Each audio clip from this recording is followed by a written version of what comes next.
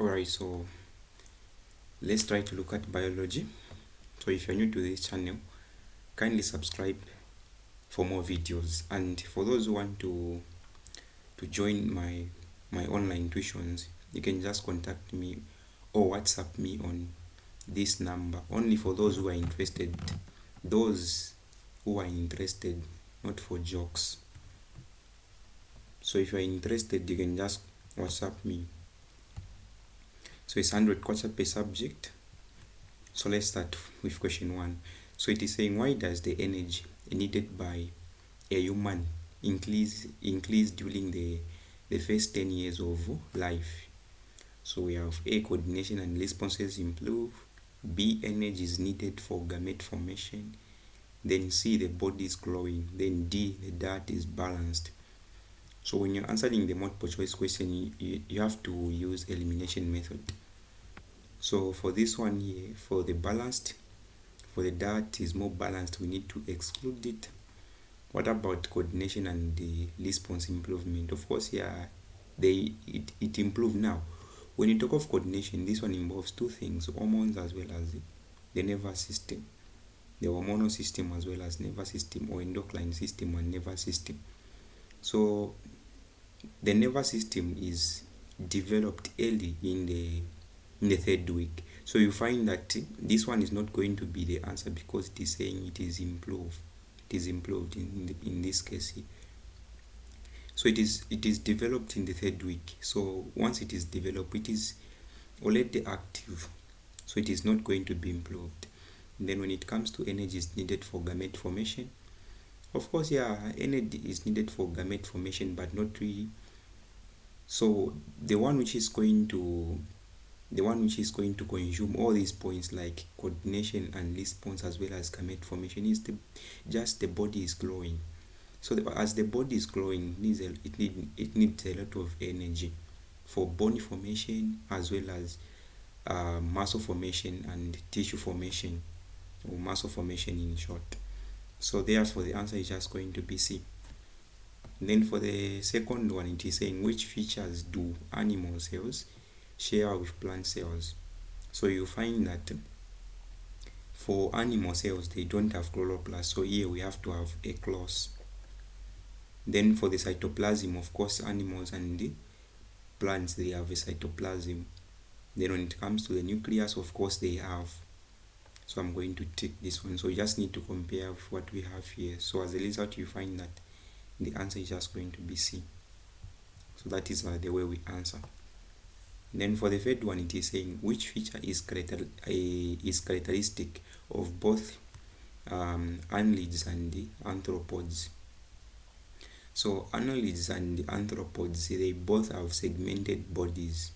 So examples of annelids and examples of an annelid, you can talk of the way the earthworm is, it has a segmented body.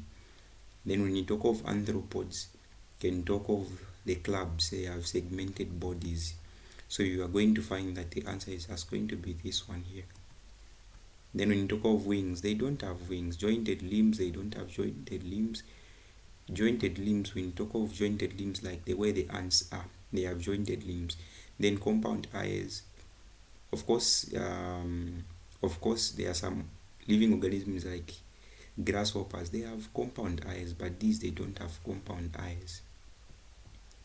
Then we have this question which is saying, the diagram shows a plant cell which has lost water to its surroundings by osmosis. Which part is partially permeable membrane? So the part which is partially permeable membrane is a cell membrane. So this is the cell membrane, a detached cell membrane.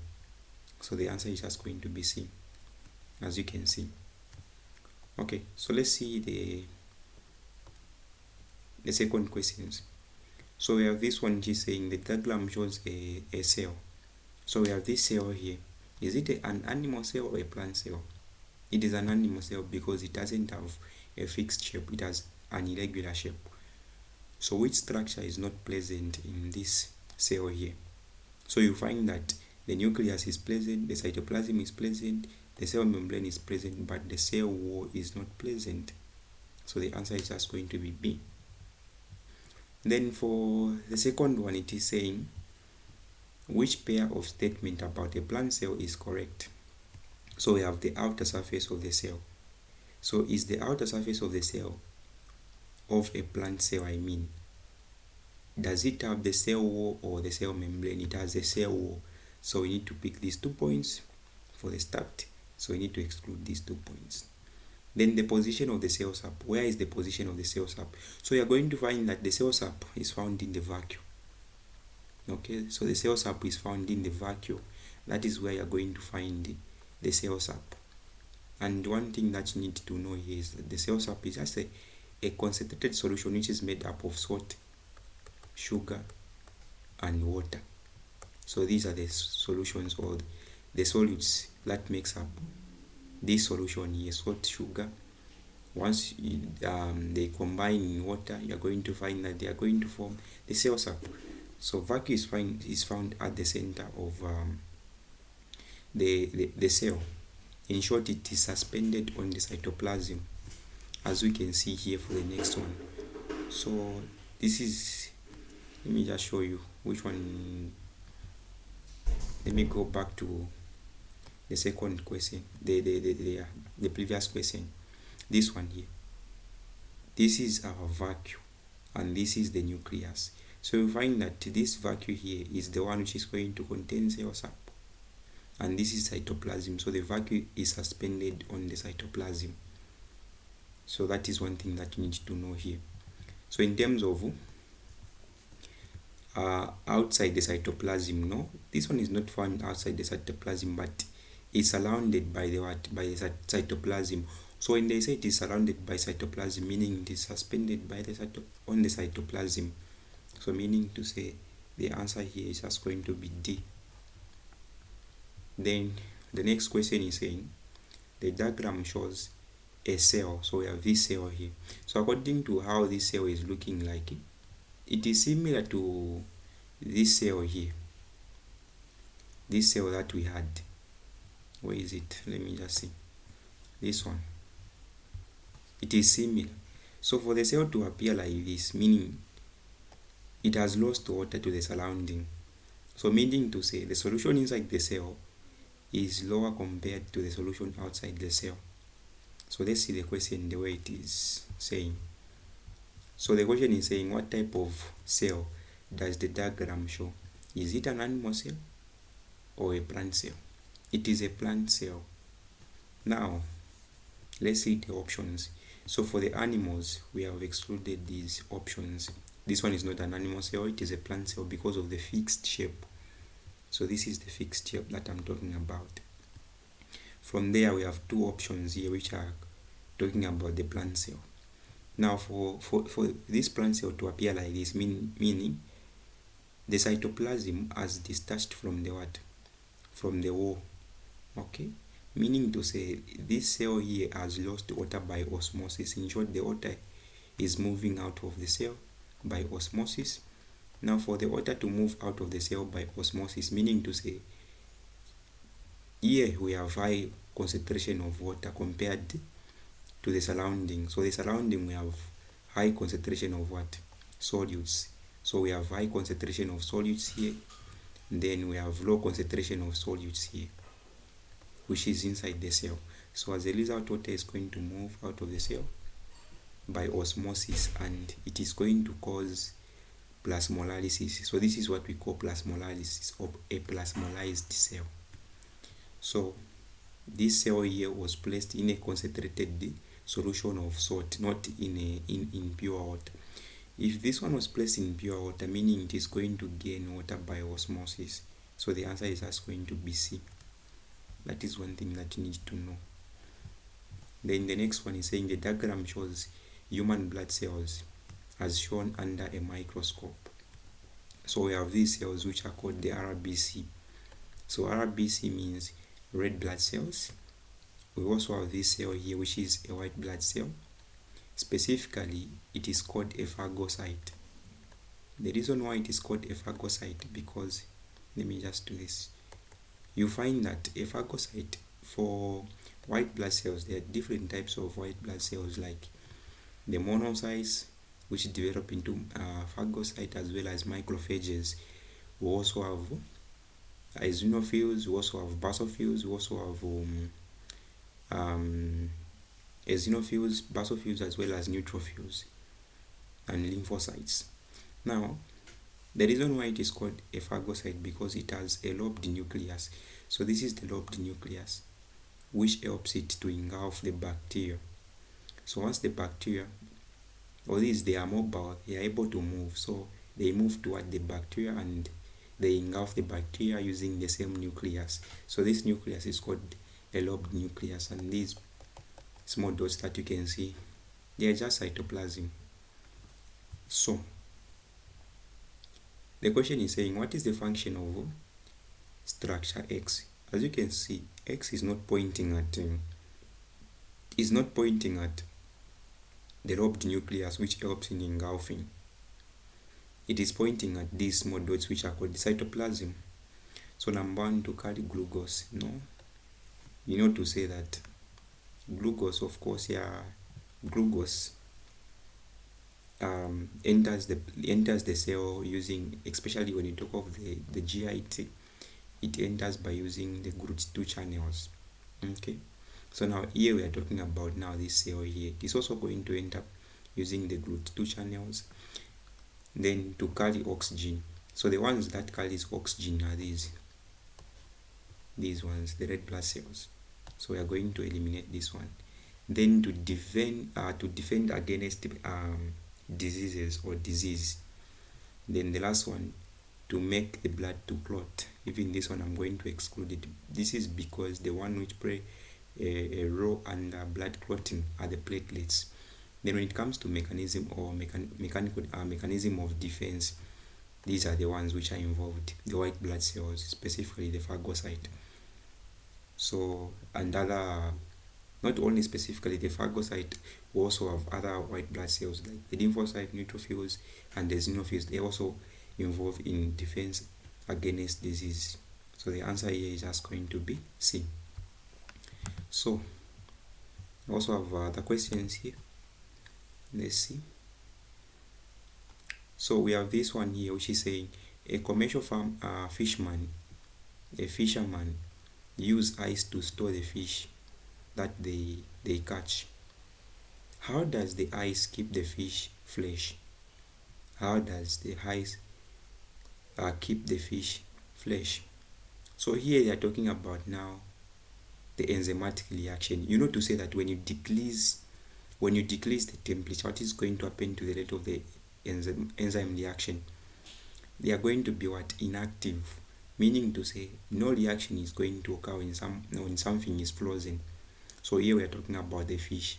So that's the reason why the fish doesn't rot when you put it in a refrigerator. This is because the enzymes become inactive. So the cells denature. Then apart from that one, the decomposer's activity decreases. Then for C, the decomposer activity increases. So we need to exclude this one, because if we say the decomposer activity increases, meaning to say if you put the fish in the ice, it is going to decompose. Then for D, it is saying proteins denature. Okay, so you find that when even this one I'm going to exclude it. This is because when something undergoes denaturization, meaning this to say that it is going to undergo permanent deformation in the structure, meaning to say the enzyme is undergoing. We know to say that enzymes are protein in nature. So if enzymes undergo denaturization, meaning to say the structure is going to be disturbed, and it can, some they are reversible and some they are non-reversible. Now let's take it for instance, if this one is a non-reversible or irreversible, so meaning to say that one can't happen, because when you lower the temperature, what usually happen is that the activity of enzymes go down. So when you talk of cell denaturization, even cells denature, even this one I'm going to exclude it. As a result, the answer is just going to be B. Now let me explain. Decomposer activity reduces. You find that this one is self-explanatory. If you don't want your your meat to go bad, what do? You put it in a refrigerator where the temperature is very low, so that the activity for the decomposer is going to decrease, meaning to say the enzymes which are going to involve in the decomposition are going to be inactive. Then the second one is saying, what controls the speed of chemical reactions in all living organisms? So what controls the speed of the chemical reaction in all living organisms are just enzymes. Hormones, they just contribute, but they don't speed up. Then we have this question which is saying the diagram shows a section through a leaf. So we have this leaf here. We have these small structures which can be the root hair cell, and this one here which can be the cortex, and the entire part here which is the root, which is R. So the root is an example of an organ in plants. So let's see. So if this one is an organ, if this one is an organ, that one is an organ, and these ones, they are going to be what, cells, or a single part is going to be a cell, and this one here, it is a tissue, a root cortex, so it's a tissue. So let's see. We have a cell, so cell is represented by P, then organ is represented by R, then tissue is represented by Q. As a result, the answer is just going to be B. Okay. Now we have this interesting question, which is saying two identical cylinders. We have 40 millimeters long, are cut from a potato or a potato. So 1 W is placed in water. So one is going to be has been placed in water. So we don't know. So you can just imagine that this is a diluted water, or a pure water, you can say. So this is pure water, and the other X is placed in concentrated sugar solution. So what is going to happen here is this. So we have W, we also have X. So this one is placed in pure water, or in water as general, and this is placed in sugar solution. So you need to explain, or you need to know what usually happens when you place a potato in a concentrated sugar solution, as well as when you place it in water. So the one which is placed in water, it is going to gain water. As a result, it is going to increase in size. So we can say this is going to increase in size. So as you can see, the length here is 40. So maybe somewhere we can have 42, 43, depending on the options that we have here. We are just going to generalize according to the options that we have been given. But when it comes to this one here, since it was placed in sugar solution, it has to lose water by osmosis, and it is going to undergo plasmolysis, and this one is going to undergo turgidity. The reason why it undergo turgidity, this is because it has a cell wall which prevents it from bursting. But when top of this one, it is going to decrease in size and undergo plasmolysis. So from 40, maybe you can have 38 or 30, depending on the options that we have here. So according to this one, W is increasing in size, so we have to see a change here. Here we had 40 millimeter. So this one has to increase. It has to increase from 40 to somewhere 43 or 42. So these options that we have here, they are not showing the increment in terms of the length, and as a result you find that this one is the one which is showing increment in terms of the length. Then, like I said, for the one which was placed, this X here which was placed in sugar solution, it has to decrease. So that's the reason why here we are having 38. So as a result, the answer is just going to be D. When W is placed in water, it is going to gain water. As a result, the length is going to increase. The one which is placed in concentrated sugar solution, it is going to lose water. As a result, the length is going to be reduced. So that is the way you're supposed to handle this question. Okay, so we have also this question here. So it is saying the diagram shows part of a leaf in cross section. So we have this one, which is one is called the upper epidermis. Then also have these two here, which are part of the vesicular transport. Then also have the stomata, which is the stomata pore. This is just the space where gaseous exchange takes place. So oxygen is going to come out of the plant or come out through the stomata during photosynthesis, and you find that carbon dioxide is also going to enter the leaf through the stomata during the process of photosynthesis. Apart from that one, we can also have water vapor coming out of a leaf. So H2O vapor. Now the question is saying, what shows the correct function of a numbered part? Okay, so one thing that you need to know here is that where photosynthesis takes place, the structures where we're having a lot of chloroplast. So at least from these spongy mesophyll cells, so these they are called spongy mesophyll cells, it takes place also, and this part here, which is called the palisade cell, that is where now the highest the action of photosynthesis takes place. So these are called the palisade tissue or palisade cell as singular.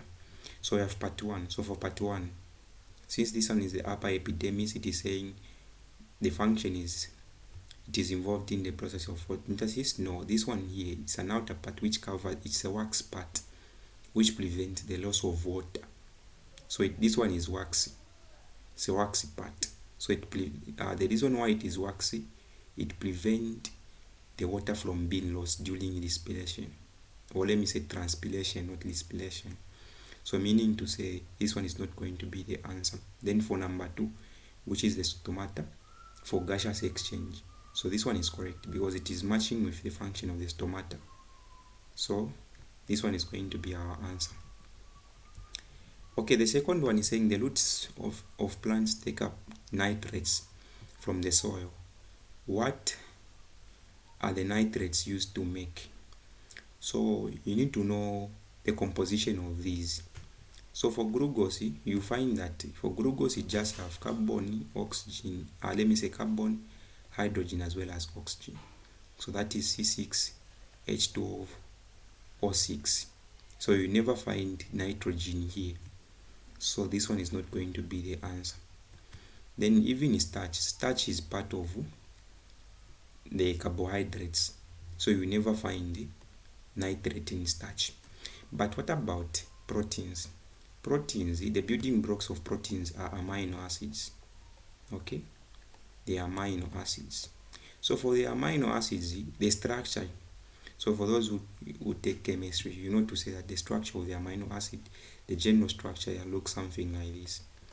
So we have the carboxyl group, we also have the R chain, we also have one hydrogen group here, or an atom, we also have an amine group. So from this amine group, as you can see, we have nitrogen. So meaning to say nitrate is used to make what? The proteins, because we know to say that in this protein we have a nitrogen here which is going to come from the nitrates. So as a result, the answer is just going to be C. But when you talk of fats, from fats you never find the nitrogen. Fats, they are just made up of carbon, hydrogen as well as oxygen in some cases. Okay, then for the second one, it is saying which diseases are caused by lack of iron and lack of vitamin D. So iron is important in the production of red blood cells, and you know to say that, let me just say RBC, and you know to say that when someone is lacking red blood cells or has fewer number of red blood cells, is going to suffer from anemia. Kwashiorkor is the one which is caused by lack of proteins. Then soft bones is the one which is caused by lack of vitamin D as well as calcium. Then lack of vitamin D is going to lead to the soft bones. So you find that the answer is just going to be A. Lack of iron causes anemia. Lack of vitamin D causes soft bones as well as fracture of bones. As well as calcium is also very important in bone formation. So we also have this one here which is saying the diagram shows the human alimentary canal. which labeled part absorb the most water. So this is the pancreatic duct, which transport bile from the liver or from the gallbladder into the second part of the duodenum. Then we have the stomach, which produces hydrochloric acid, which is very, very important for activation of pepsinogen into pepsin, as well as production of intrinsic factors and hormones like gastrin. So it's very, very important in those areas. We also have part C, which is called the large intestine, the ascending part of the large intestine. So the entire part of the large intestine is involved in the absorption of water as well as electrolytes. As a result, the answer is just going to be C. And this part here is called the rectum, which stores feces. So we have the next question. Cholera bacterium produces toxins that cause chloride ions to be secreted into the small intestine or the lumen. How does this affect the water potential of blood in the interstitial capillaries as well as in the interstitial contents?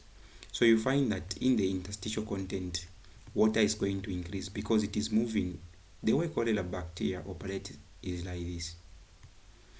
It is going to make sure that you lose all the chlorides. Sodium chloride is going to be lost into the lumen. So as a result, you're going to find that where sodium goes, water follows. So where sodium goes, water follows. So the bacteria or the bacterium is going to make sure that all the chloride are lost into the lumen or the intestinal contents. As sodium is being lost, you find that even water is going to be lost. As a result, here you find that the water potential,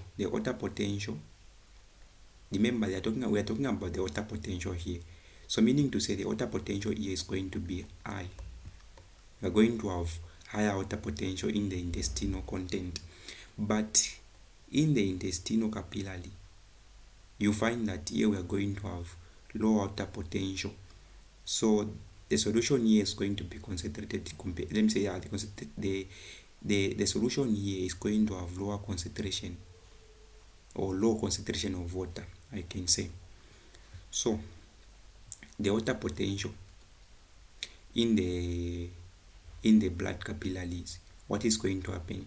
So the water potential in the blood capillary, it is going to be lowered. So we have A and B. But when it comes to the intestinal content, since sodium is being lost, and this sodium is an electrolyte, so it is going to contribute to the increase in the increase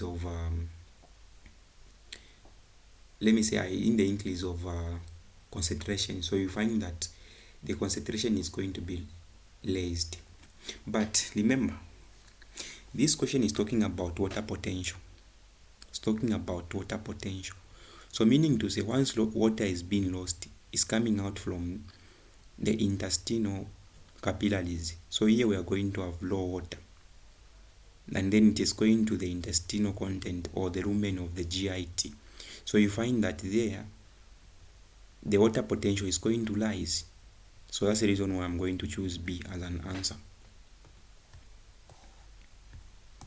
And then we also have these questions here, and they are very, very important to understand. The diagram shows some cells in the life cycle of an animal. So we have these two here. These two represent diploid, and the diploid is the one which represents the number of chromosomes in somatic cells. So we have somatic cells as well as gamete cells. Somatic cells, they are also known as body cells. So this one is splitting into two. We are forming this one as well as this one. So as you can see, here we are having 2N, which is a diploid, and this one is which is a diploid.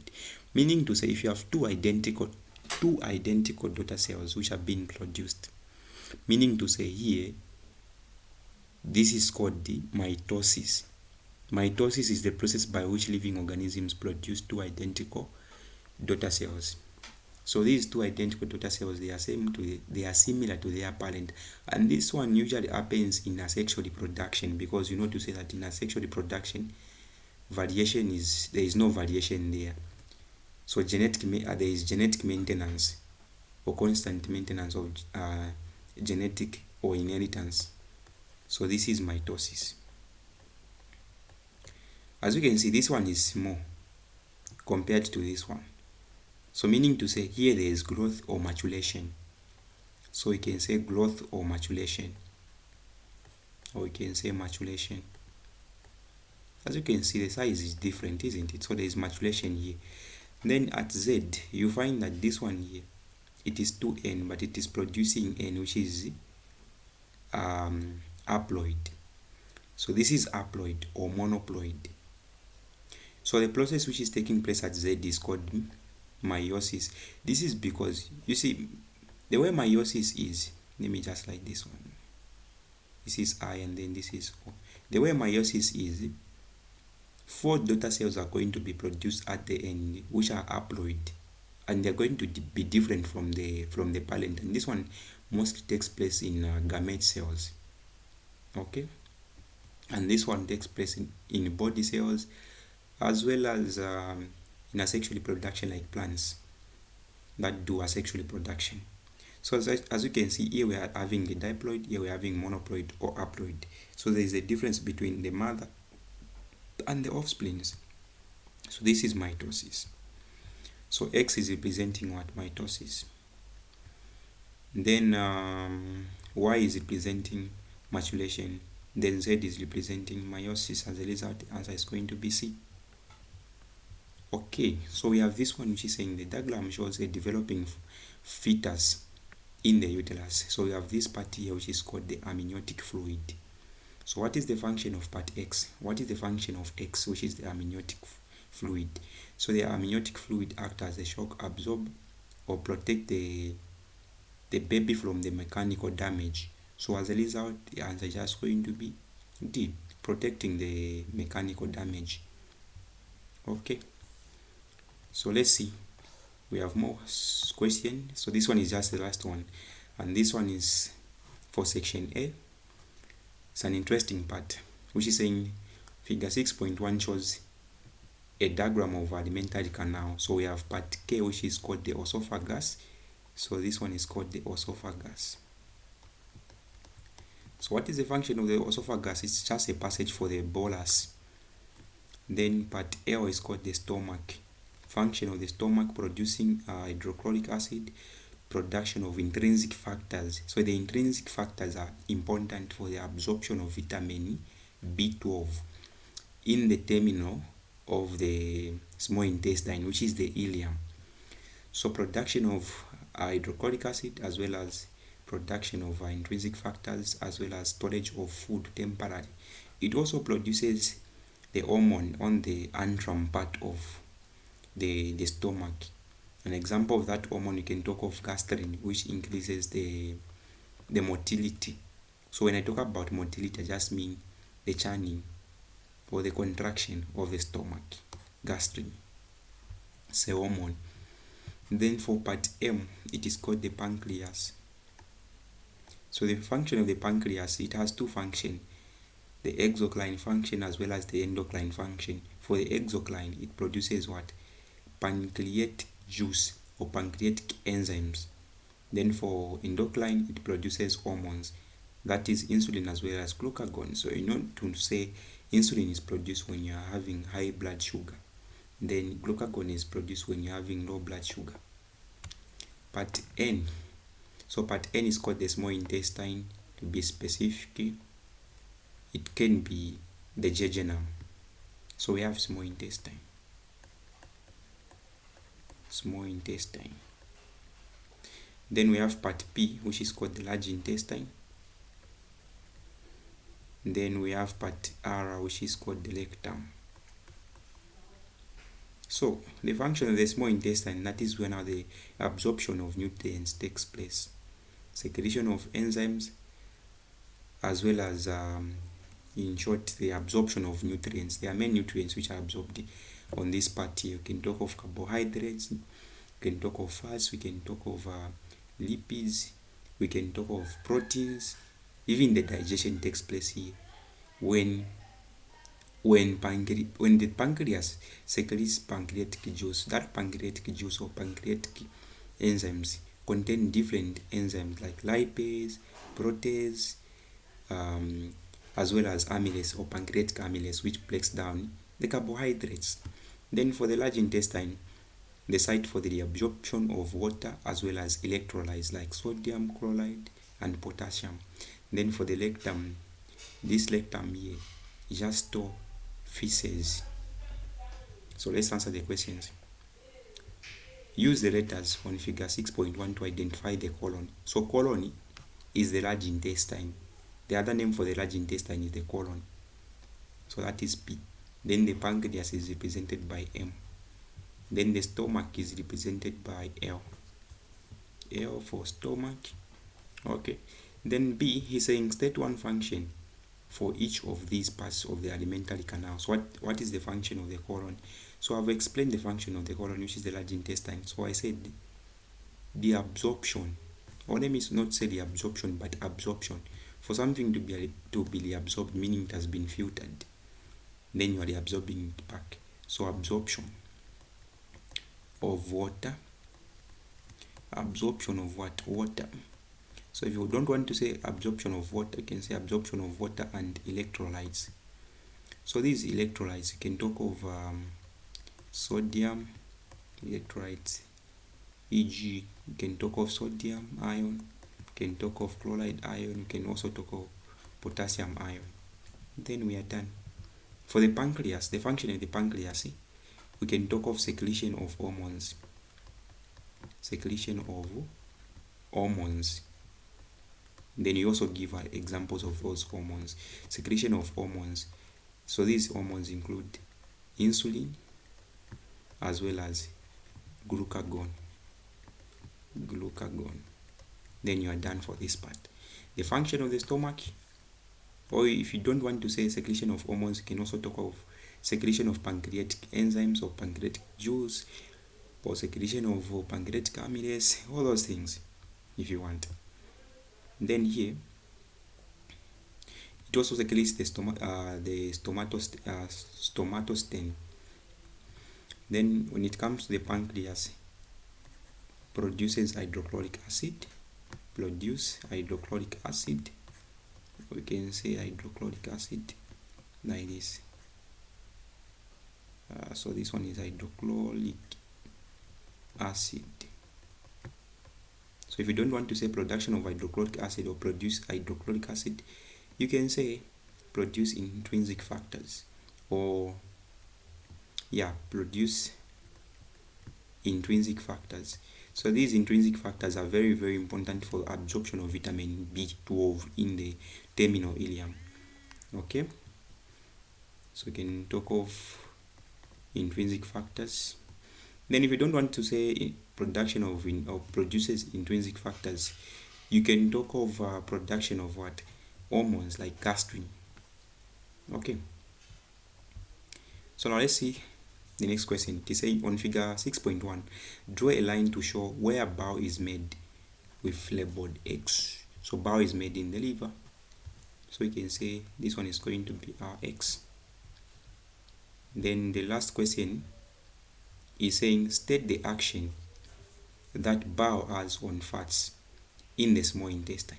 So bile is very, very important in that it emulsifies fats into smaller droplets. So in terms of emulsification, you are breaking down fats into smaller droplets in order to increase the surface area for the enzymes action. Okay, so for emulsification, or it emulsify fats into small droplets. Let me just say emulsify fats into smaller droplets. So emulsify fats into smaller droplets.